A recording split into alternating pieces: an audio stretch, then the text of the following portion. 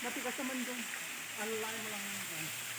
Kaya kung may mga langgam dyan na malalaki, sinagatag kapon. May langgam daw dyan. Ano ko?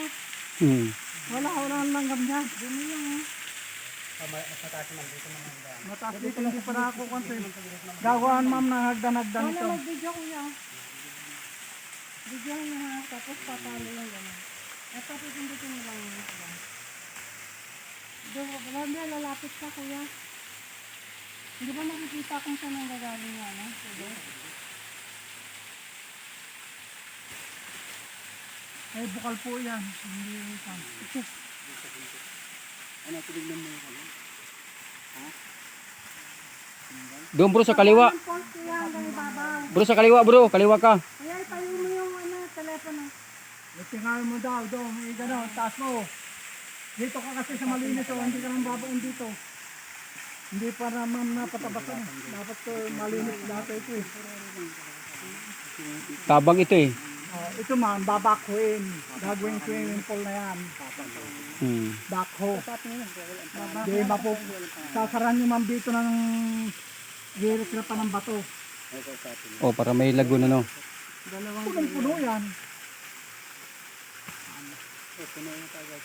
Tsaka wari kung di pa nalinis yung taas kaya ganyan.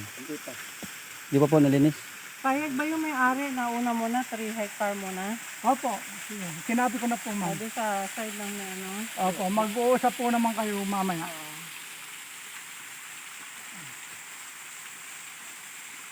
Kaya, paano nga ito kuya?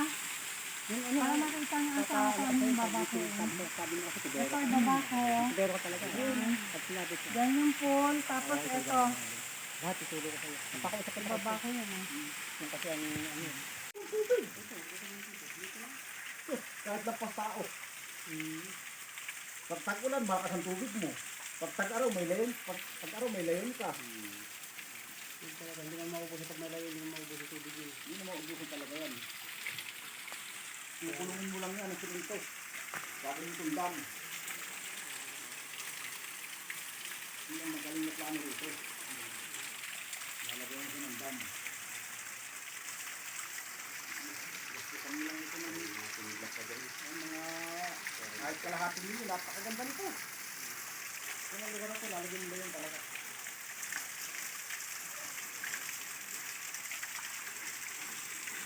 Ayun ang kailangan nyo. Kasi ito sa gis ng kanyang para alam mo Hindi. Pag tag-araw, mahina. wala alam niya eh. Akala nila laging Malaki tubig, kagaya ng pagsampol. hmm, Ay, malaking ilog yun eh. Ito'y, ano lang ito eh. Sapa lang ito eh.